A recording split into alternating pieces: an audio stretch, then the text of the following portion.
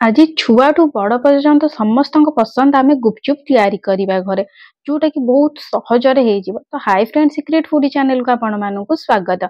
तो आज मुझे आपको देखी घरे केमी आम गुपचुप तैयारी करिया गुपचुप पानी सहित गुपचुप आलू मध्य। तो बिना डेरी न करूँ चलतु आम आरंभ करिया। प्रथम देखो ये मुझे सिझे आलू 3टा नहीं जाइए। जब आप सिझे आलू ना तो सिझे दिंतु आलू सहित मटर भी सिझे देवे। तो यहाँ मटरटा ऑप्शनल अच्छी बहुत लोक पसंद बहुत लोग पसंद नुह जहाँ पसंद से सिझा मटर पकई पारे। आउ लंका मु 3टा काटि छोट छोट ये भाव में काटिक पकई देइछि।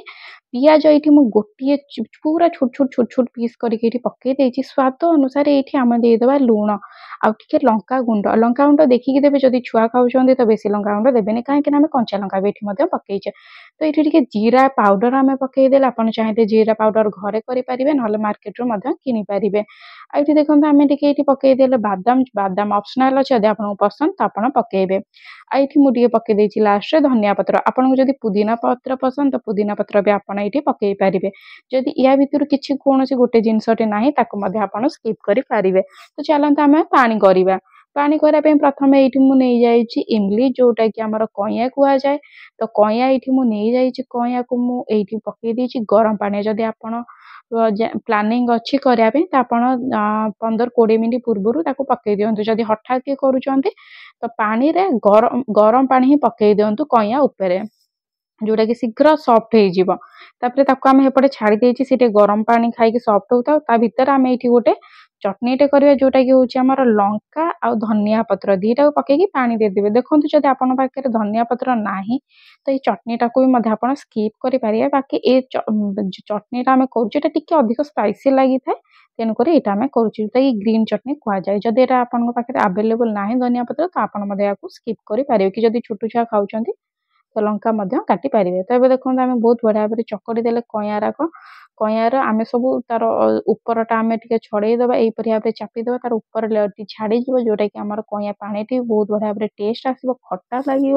आ गरम पानी जेहेतु बहुत बढ़िया भाव में सब छाड़ी आप चाहिए ये कइया को रियूज करेंगे आउ थे पकईकी गरम पानी करेंगे। तो ये देखो आम ये पकईदे लुण लुण ये स्वाद अनुसार देवे।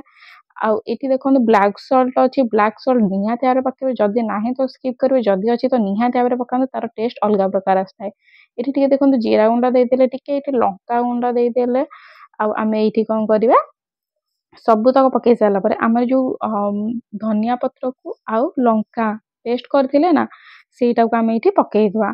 पकईले कौन हम बहुत जल्दी आमर यहाँ टेस्ट टेस्ट लगे। आपड़ चाहिए ये धनिया आउ लंका पेस्ट को आप आलूरे चकड़ी पारे कि पानी पकड़े अधिक आम टेस्ट लगी था तेणुक आम पानी पकईदे। देखो फ्रेंड एतिक आउ कि भी इडू सियाडू पकड़ा दरकार ना एतिक बहुत टेस्ट लगी था मार्केट वाला टेस्ट पूरा आसी था।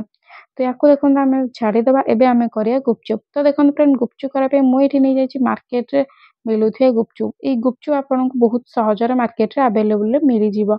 जदि आप चाहिए जदि आपनकर कमेंट आसे तो मु आपन कमेंट हिसाब से मुझे देखेबी कि घरे किपरि सुजी मैदा अटारे केमिति आमर गुपचुप करते देखेबी। किंतु यही गुपचुपटा कौन टे सहज लगे करने तेणुक मार्केट रू आनिकी छाणीदेले एकदम से हो जाए। तो यहाँ देखो मुझे गुपचुपा पकाउची से गुपचुप पैकेटा मत नहीं 110 टଙ୍କା नहीं मोर।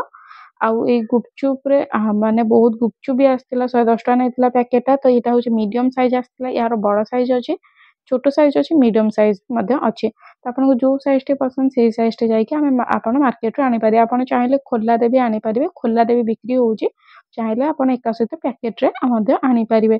जदि आप चाहते देखा कि केमिति गुपचुपटा अधिक फुले तो आपको ये कही रखुची गुपचुपटा जब खरारे सुखईदेवे 10-15 मिनट तो सी आहरी बड़ हो फुल आ बहुत बड़ा क्रिस्पी भी हम एमती भी क्रिस्पी थाए।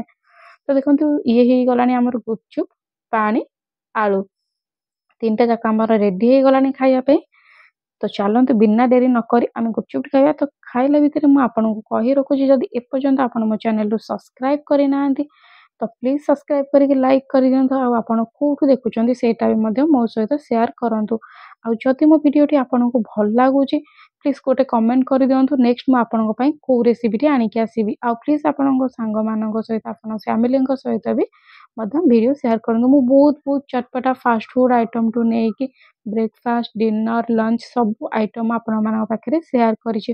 ତ ଜମା ଦେଖିବାକୁ ଭୁଲନ୍ତୁନି, ଯୋଉଟାକି ବହୁତ ହେଲ୍ଦି ଥାଏ, ତ ଟେଷ୍ଟ ବି ମଧ୍ୟ ଥାଏ। ତ ନିହାତି ଭାବରେ ଦେଖନ୍ତୁ ଆମର ଏ ଗୁପଚୁପ୍ ଭିଡ଼ିଓଟି କେମିତି ଲାଗିଲା ମୋତେ ଜଣାନ୍ତୁ। ତ ମୁଁ ଆପଣଙ୍କୁ ପ୍ରଥମେ ଟେଷ୍ଟ କରିକି କହିଦଉଛି କି ଲାଗୁଛି କେମିତି ଆମର ଗୁପଚୁପ୍‌ଟି।